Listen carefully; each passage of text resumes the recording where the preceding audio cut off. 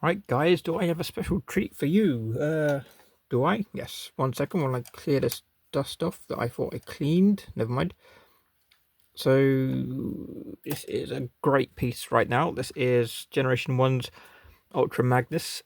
I think it might be an earlier incarnation because the helmet, if you remember, has a grey face. I mean, that face always scared me as a kid. I just found out one piece of awesome too. The connecting thing. I always thought you'd have to put it in those two squares, but his quote unquote pants that stay there can actually disconnect and put there, and it can fit just about back on there. And that looks pretty cool. I didn't know that until just before I started filming. So obviously a car carrier, and it can accommodate more, but the one I have to hand is so much dust on that thing. Let's dig out side swipe. So he will, I mean, they can fit a lot more, but just for the purposes of this, it will just be one. So the ad for Ultra Magnus has even has Silver Bolt taking a ride on top, but we shall leave him as he is. This is going to get brutal in a minute. So I've got all this things. So let's disconnect him and start with the obvious thing. The quote-unquote Optimus Prime. Now this is the figure for me that started a chain reaction, because I got this in 2018, I think.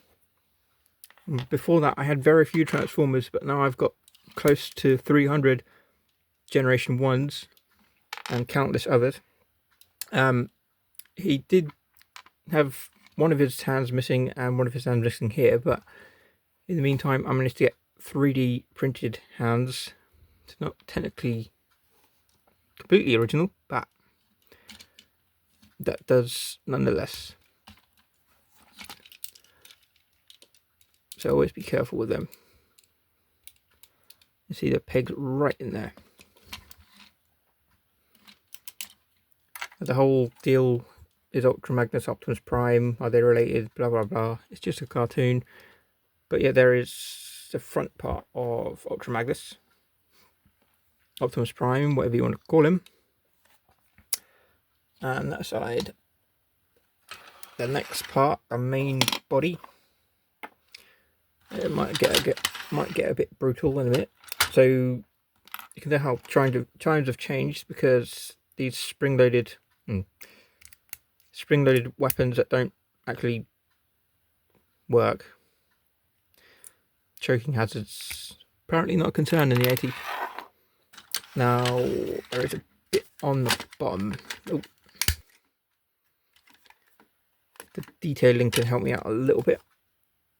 Yeah, 1984, so that is pre-Ultra Magnus.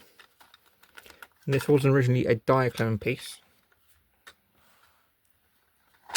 Quite a good piece for its time. And obviously, like I said, you can put Silver Bolt on top there, but I didn't.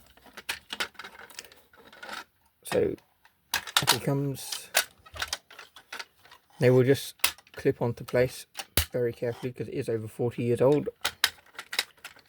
And up they come. Whoop. Oh, perhaps not. There we go.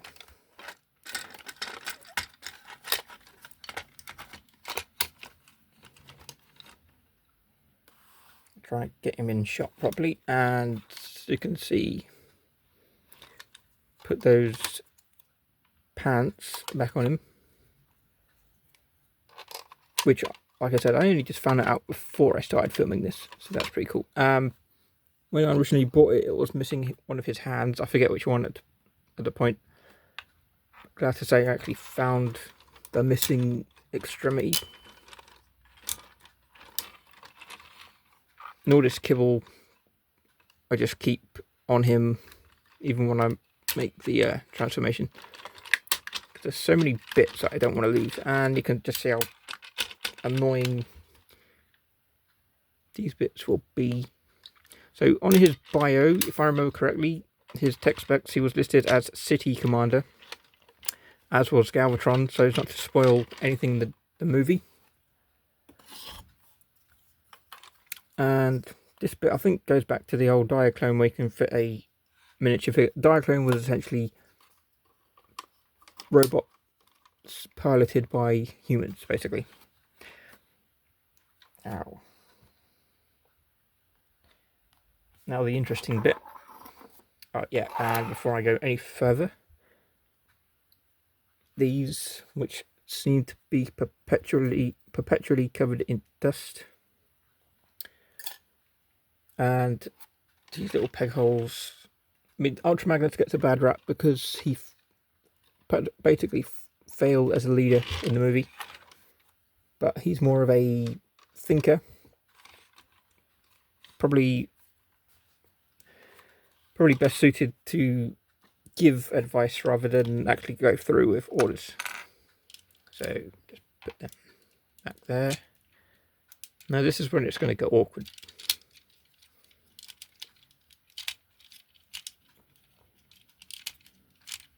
And before I do anything else, Prime's gun, or Ultra Magnus' gun, whatever you call him. Now those two bits there will hopefully just fit there and keep him in place, which I don't think they're going to.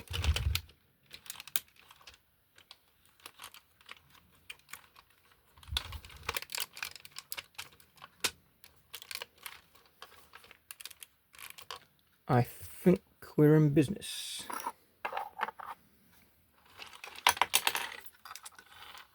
Okay.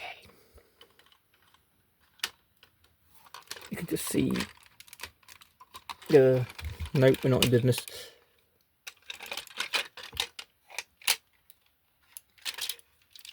That's the old thing I used to have as kids with the original one.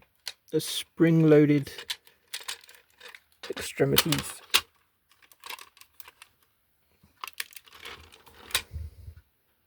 Right, stay. Now the crowning piece. Looks kind of funny like that, but there we go. Plonk his head on. Now we have, if he's going to stay, G1 Ultra Magnus. Get a good look at this. Diaclone 1984, as it says on the back. Obviously released in 1985-86 with the conjunction of the movie. Released initially in Japan, different colours, called Powered Convoy. I believe he was blue, red, orange, green, every which way. And if you check out the Japanese version of Transformers the movie, he is coloured completely differently. Probably wise to stick with the red, white and blue, kind of like Optimus Prime, the relation there. But as this figure goes, it is grand for its time. Set me off getting the rest of them. Like I said, I got these a few years ago, missing one or two bits. Wasn't going to lose sleep over them, but I was glad when I completed it. I'm very pleased to share this with you, and I think that's about it on this one. I always seem to run out of stuff about the 9-minute mark. That head always scared me as a kid. Still completely dusty. Whoopsie. Yeah, a grand piece, a big piece as well. So, and that is it, my friends. Thank you for watching.